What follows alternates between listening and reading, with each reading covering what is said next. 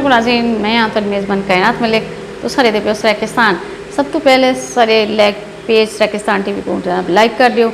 और सारे YouTube channel को सबसक्राइब कर गिनो ते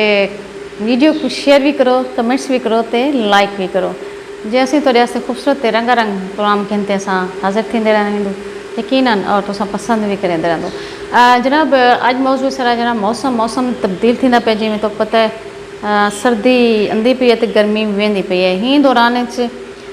जनाब ढेर सारे लोग बीमार भी थींदे पिया बाल भी थींदे पिया वड्डे भी थींदे पिया तो मैं इं गुजारिश करां जनाब कि ठंडा पानी पीवण छोड़ दियो ठंडियां चीज़ां खावण छोड़ दियो हल्की फुल्की तुसां पानी ठंडा हल्का फुल्का ठंडा गिनो आइसक्रीमां कोल्ड ड्रिंक की किस्म की ठंडी ठंडी चीज़ां उनका इस्तेमाल घट कर दियो क्यों जो ॾींहं दा थोड़ी गर्मी रह वेंदी है तो शाम रात दा सर्दी पै वेंदी है तो ही वजह नाल जरा ना गर्मी सर्दी का असर जरा है वो तुहाडी सेहत ते पौंदा पे और गलत पौंदा पे इवें तुसां देखो कि मुल्क दे विच करोना केसिस की तादाद भी वधदी वेंदी है हुकूमत के बार बार ऐलानात ते हुकूमत के बार बार आखण ते भी लोग ही चीज़ को सीरियस भी नहीं पे गिंदा तो उस दिन जनाब मौत तो आवनी है एक दिन आवनी जरूर आवनी है जनाब ईमान है कि जरा इतना दुनिया ते आए वो वनने पहले तो भावें बाद लेकिन एहतियात भी ज़रूरी है ये भी सारा इस्लाम आदे कि एहतियात अपनी जान की हिफाजत भी ज़रूरी है खुदकुशी लाजिम नहीं तो पता है कि एक भा है और भा दे विच वेसो तो यकीनन सरसो तो अगर तुसां भा को ही अगर रस्ते भा है तुसां तो विचों गुजरतो यकीनन सरसो अगर हूँ को पासा करते वेसो अपनी हिफाजत करते वेसो तो यकीनन सड़न को बच वेसो तो यह गाल है कि कोई भी वबा आवे कोई भी बीमारी होवे जे तक वो कंट्रोल नहीं थी जे तक उनकी कोई वैक्सीन उनका दवा नहीं तैयार किया वेंदा वो तक हिफाजत लाजिम है जैसे में ढेर सारे तुसां देखो कि टीबी ला इलाज मर्ज होंगी और सारे कैद आज़म मोहम्मद अली जनाब ही टीबी का शिकार थी गए और वो दुनिया तो रुखसत है क्योंकि हूँ वाले टीबी का कोई इलाज कहना हा बाद तुसां देखो कि टीबी हुण ला इलाज मर्ज पड़ चुकी है तो टीबी के ढेर सारे मरीज़ हैं जरे वो अपने चंगी ज़िंदगी गुजरेंदे पे इलाज करवाते उनका कोर्स करवाते इवें देखो कि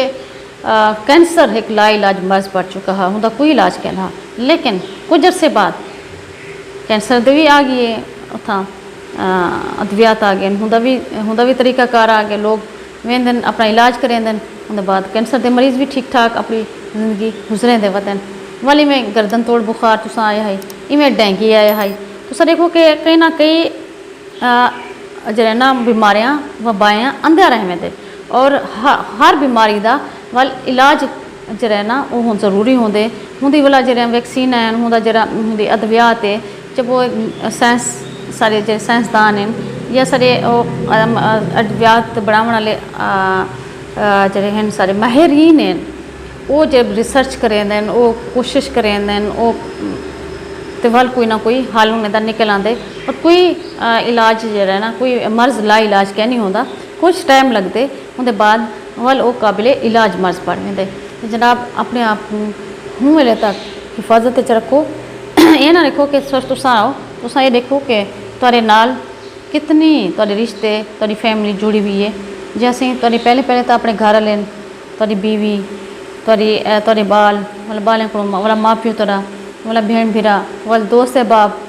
रिश्तेदार ढेर सारा तुसां कल्ले ज़रूर आंदो दुनिया ते लेकिन कल्ले दुनिया च रहंदे कहने कुछ खलूस के रिश्ते तो कुछ खून के रिश्ते इन्हें नाल ज़िंदगी चलती है और इवें हमेशा क़यामत तक चलती रहे वैसी तो जनाब यो आखसूँ कि अगर कहीं वैक्सीनेशन नहीं कराई तो वनते अपनी वैक्सीनेशन करा गिने मास्क इस्तेमाल करे हाथ धोवे सैनिटाइजर के नाल और कोशिश करे कि उना खाम खा गैर ज़रूरी जरा ना घरों ही ना बाहर ना निकले कम देहाती कर वने और कम दे बाद और इतना भी मतलब कोशिश करे कि अपनी हिफाजत के नाल अपनी ज़िंदगी गुजारे ये नहीं कि तुसां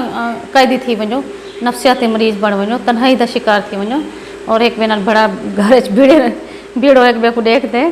बोर थी वनो तो यकीनन तुसां सारे कम कर सकदो अपना कारोबार कर सकदो अपनी नौकरी कर सकदो जनाब हर वो कम कर सकदो जरा कि तुहां अगू वधण च मामिन साबित थींदे तुहाडी तरक्की दे विच मामिन साबित थींदे लेकिन जाने ते जहान है तुसां हो सो तो सारा कुछ करे सो जब तुसां हो सो ही ना तो वल क्या थी सी इस वास्ते पहली फुर्सत अगर वैक्सीनेशन नहीं करी तो वैक्सीनेशन करा गिनो, अगर वैक्सीनेशन करा भी गी है तो मास्क का इस्तेमाल भी लाजमी रखो, हथ भी साबुन नाल धोया करो, क्यों जो जरासीम हर वक्त सारे नाल मौजूद हैं। और इलाज कि 100% भी नहीं होता रहा, याद रखो इलाज थोड़ी जी तो प्रोटेक्शन देंगे, तो थोड़ी जी अंदर कुवत तुहाडे अंदर ताकत वधेंदे एक खतरे के खिलाफ लड़न नाल, ये याद रखो। तो उनका से है कि तुहाडे अगर ताकत है तो तुम लड़ सो, अगर ताकत है नहीं तो वल तुम हार वेसो। लिहाजा जिंदगी की ही हार जीत दे विच फैसला तुसां करना है, तुसां हारने या जितने। तो जनाब जी हाँ, हर बंदे को शौक होंदे जीत का, तो जीत दे वाला तरीक़ाकार होंदे, उनके कुछ असूल होंदे, और हूँ असूलों के मुताबिक अगर तुसां अमल करे तो यकीनन जीत तुहाडी ही होसी ते हार दुश्मने दी होसी। ते जे असें दुश्मन को हारने ते असां जीतने, जीतने का सिर्फ इहो तरीका है जे असीं मुहब्बत वंडो और खुश रहो, खुश रहन दियो। जिंदगी हिंदे ना है तो हिंदे नाल ही कायनात मिले पूरी इजाज़त।